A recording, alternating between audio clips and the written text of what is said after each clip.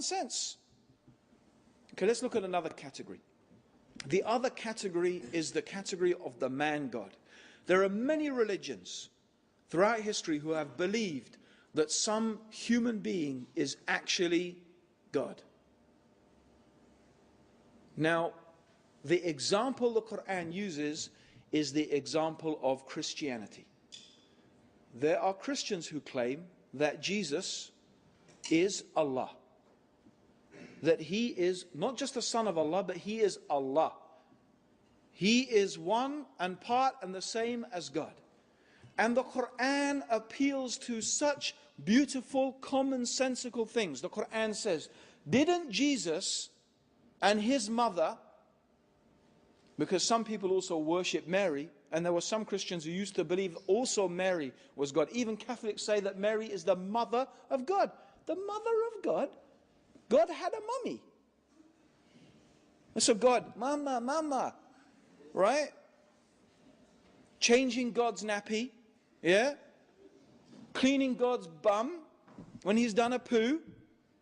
This is, what's that? Mother of God. Huh? Feeding God. What is this? To say that some human being is equal with God. Didn't he walk on the earth and breathe air and eat food? And they went to the marketplace. You know, they needed to buy things. They went to the marketplace. See how Allah makes things clear. See how people are deluded away from the truth. What is this? Allah asks us in the Quran, if God wanted to destroy Jesus and Mary and everything in the whole earth, who could stop him? Of course, no one.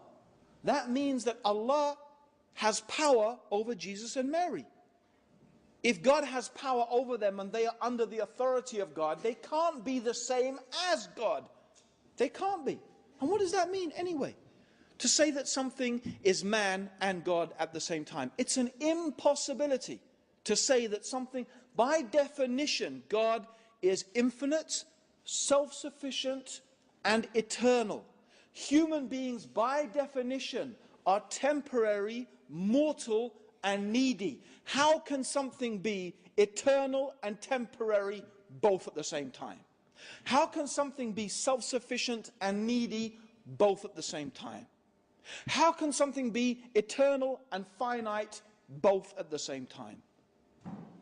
It's not a paradox. A paradox means something that seems impossible, but it's not. No, it is an impossibility by definition. Now, there are things that Christians say, God can do anything. Well, I mean, this raises a whole load of questions. God can do anything. I always say, well, do you believe God can do something evil? Either they will say, no, God can't do something evil. Or they'll say, well, he can if he wanted to, but he would never do something evil. I say, why not? They say, because God is good. God only does good things. I say, exactly. It is the nature of God. The nature of God is that God is good.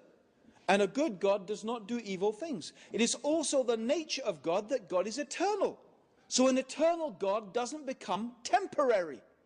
It's the nature of God that he is self-sufficient, free of any wants and needs. So God does not become needy. Because that contradicts the nature of God. It's that simple. Doesn't that make sense? Isn't that just common sense? Now, you know, the whole idea that God becomes a man. Okay. You see, the problem is this. If you have a piece of string, yeah, and the piece of string is in the shape of a square, yeah, let's say the square represents the attributes of God. All right?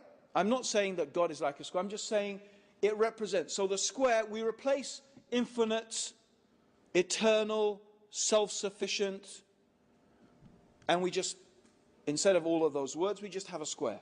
Yeah? And the circle represents the qualities of a human being. needy, temporary, finite, mortal. You know, we're born, we die, we forget, we need to eat, we need to breathe. So these are and let's say all of these, we forget those words and we just use it as a circle. Now, just theoretically, what we could do, perhaps, is we could get the piece of string and change the shape of the piece of string from a square to a circle. So perhaps you could make the square into a circle, and you could make the circle into a square. But what you can't do is make the square into a circle and it's still a square at the same time. Right? Something can't be blue and red and still be blue. You can't make blue red and it's still blue. The circle can't be made a square and still be a circle. But that's what they're trying to say. God became a man but was still God. Doesn't make any sense. It's an impossibility. And wait a minute. These Christians are telling everybody in the world that you're going to go to hell forever if you don't believe something impossible. God is telling us, according to their religion, if we don't believe something absolutely impossible, you'll go to hell forever. So I have to believe something impossible without any proof, because by definition, you can never prove an impossibility. How can you prove something impossible? You can't. So I have to believe something impossible without proof. It's simple. I'll tell you something. And this is what I always say to every Christian. I say, you're telling me that on the day of judgment, I stand in front of God, and God says to me, why didn't you believe that I became a man? I will say, how could I believe that you, Allah, the eternal, self-sufficient creator of the heavens and the earth, was a temporary, mortal, needy man? How could I believe such a thing? You are far above that. If God then puts me in hell forever, I will never feel for one moment of eternity that God has treated me fairly or justly. But if a Christian is asked by God, how could you say that I was equal, that this human being was me? This human being that ate my food, this human